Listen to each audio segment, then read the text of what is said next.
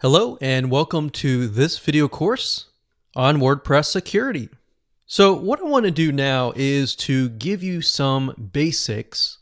We're going to talk about the video course as a whole, and then of course we'll talk a little bit about the reasons why most WordPress websites get hacked. So this is video number 1, the introduction. So let's talk about the reality. The reality is that most businesses do not think about WordPress security until it is too late. And the reason being is that a lot of times you're just not thinking about that. But the reality is that online business is just the same as offline business. Now, whether you use your WordPress website for running your business or either maybe a informational website, it doesn't matter. As long as you have a WordPress site, this includes that. So you see in offline businesses where criminals will come in and steal their stuff. On the online realm, it's a lot much worse because people have automated bots or automated systems that their goal is to go out there and to hack your WordPress sites. Now, one big question is WordPress secure? And the big answer to that is yes. If you install a WordPress site, the WordPress code is secure. The reason why WordPress sites get hacked is because of several reasons. So what I've done here is for the next videos 2, 3, 4, 5, 6, 7, and 8, I'm going to dive in to each individual ways to protect your site. So video number 2, we have backdoors. Backdoors are basically plugins or themes or any type of third-party code that you bring in to your WordPress site. And what that does is it opens up doors, especially if the plugin was not created correctly or the theme was not created correctly or they just are not updated. So we're going to talk more about that in more depth. Video number 3, we'll talk about WordPress hosting and why, if you run a WordPress site, it's better off to have a WordPress hosting web host. And we'll go into the reasons why that is the case. In video number 4, we'll talk about brute force attacks on the login page. Now, this specific attack is generally done by robots or computers, and they're very intelligent computers. So they will guess and guess and guess until they can find your username and your password. And of course, video number 5, we'll talk about different security plugins. There are different security plugins that solve different needs, and we'll go into more depth in that video. Video number 6 is two-step authorization. Basically what that means is you are creating a way to log in and then a way to log in the secondary way. And there's many approaches to that. Sometimes you're using things like Google Authenticator or something else to basically verify that you are who you are. So what you're doing is a lot of banks use this. So you're bringing in what banks use into your WordPress site. Video number 7, we'll talk about hot linking. Video number 8, we'll talk about password protection. So here's what you need. You're going to need to have WordPress web hosting. It's not necessarily mandatory, but you definitely need to have a web host that supports WordPress sites. And of course, most do, but some don't. And of course, last but not least, you will need some money to invest. Better now than later. There have been many companies who have not invested in WordPress security simply because it costs a little bit of money. But if you see your website as an asset, as a business asset especially, or a nonprofit asset that's very important to you, you should protect it. So with that said, let's move on to the next video. Okay, welcome back. In this particular video, we're going to talk about backdoors. Backdoors are basically any type of plugin, theme, or any type of third-party code that is inserted into a WordPress site after the initial WordPress install. Now, this is kind of going to open your eyes a little bit, but WordPress plugins, the more you install, the more at risk you become. And here's the reason why. The reason why is because WordPress, at its core, a lot of times they will come out with updates and major updates over the years to come. And those updates often include security patches. Now, bear in mind that the plugin or the theme. So let's say, for example, that you buy a WordPress plugin or a theme and it hasn't been updated over the years. What ends up happening is it creates backdoors. And if the code has not been created correctly, then it also creates backdoors as well. Backdoors are essentially what it sounds like. You're in a house and your back door is open. So somebody can simply walk in. A hacker can walk in and they can hack your site. They can point your site to different other sites and so forth. So that's just a gist of what we're talking about here.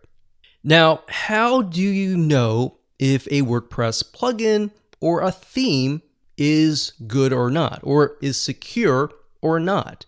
So number one, do they update frequently? If they update frequently, that is a good sign. Number two, have you figured that out? Okay, so how do we go about figuring it out? So a lot of times what you can do is you can look at the plugin and you click on View Details. And any type of WordPress plugin that is uploaded to the WordPress depository will have what we call a change log. So you'll go here, you'll click on change log, and you'll be able to see all the changes that has happened over the years. Now, do you need to do this for every single plugin and theme? Not necessarily. The third thing is the company that has built this plugin widely known or well respected? If that is the case, then probably and most likely they have a group of coders that are constantly updating their plugins or themes and or third-party code. If we take a look at this particular plugin, which is a Kismet anti-spam plugin, this is actually created by the parent company of WordPress. So obviously they have released a lot of updates. So we can see May 2019, January 2019, November 2018.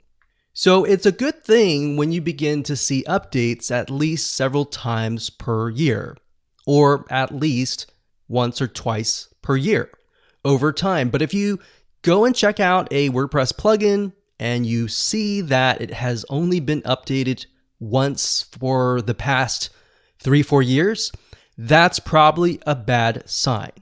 It doesn't necessarily mean that that WordPress plugin or theme has a backdoor. It just means that the possibilities are there. And it's also, anyways, good to find a coder that has constantly updated their theme anyways. So what you want to do, so let's say, for example, that we head on over to a site called codecanyon.net. That's codecanyon.net. So if you go to the site, this site basically sells WordPress plugins and WordPress themes. Now, if we go under code and we go under WordPress and we go down here, most of these are most likely to be updated frequently, especially WP Bakery, which is a page builder plugin.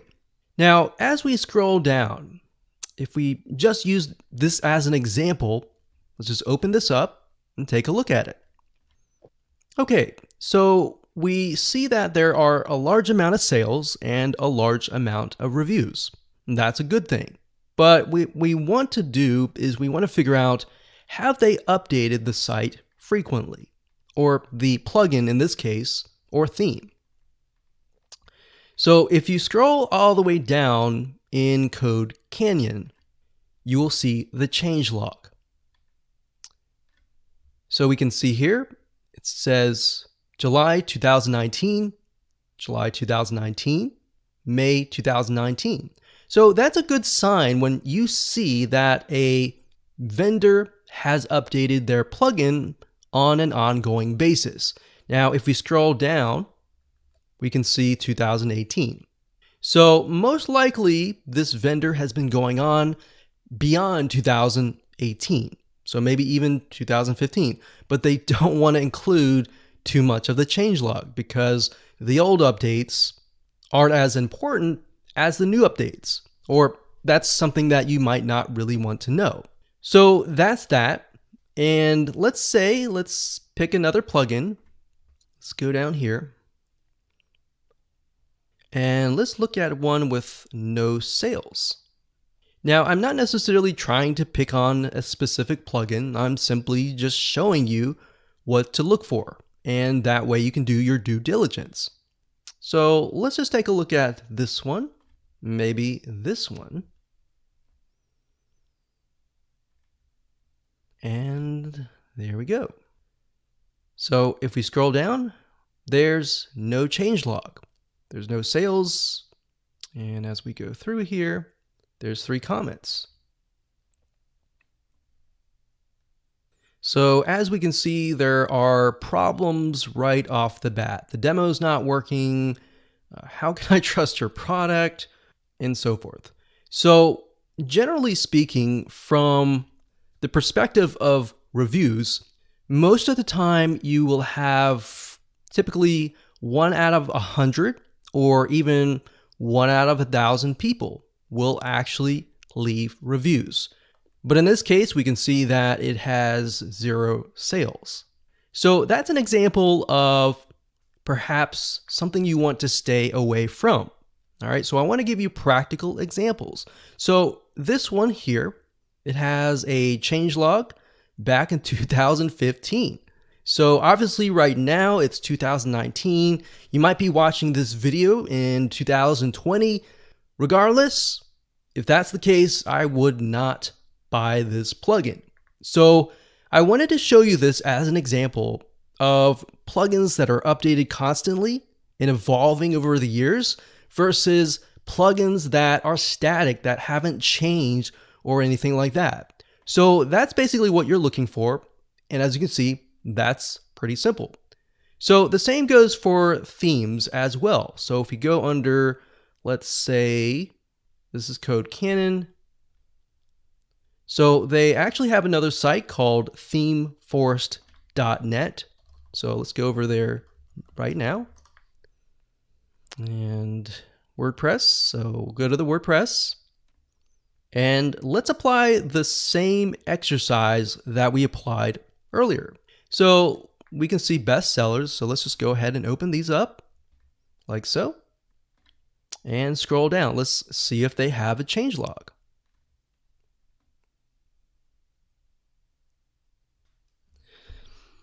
Now, as I am scrolling down, I do not see a changelog. So if you don't see a changelog, you can simply go to google.com and type in changelog, and of course the name of the plugin and the theme. So in this case, we see the Avada changelog. We go to here and let's see if that's what they have. So there it is. If we scroll all the way down to the bottom, we can see that it has evolved beyond 2015. Now, if we scroll back to the top, we can see that there are tons and tons and tons and tons of updates. And that's a good sign. That means they most likely have a team of coders that are coding this particular plugin or theme. So we can see 2019, August 28th, that's just 2 months ago, or actually 1 month ago. So that's the technique that I would use in terms of practical terms of finding a reliable theme or plugin.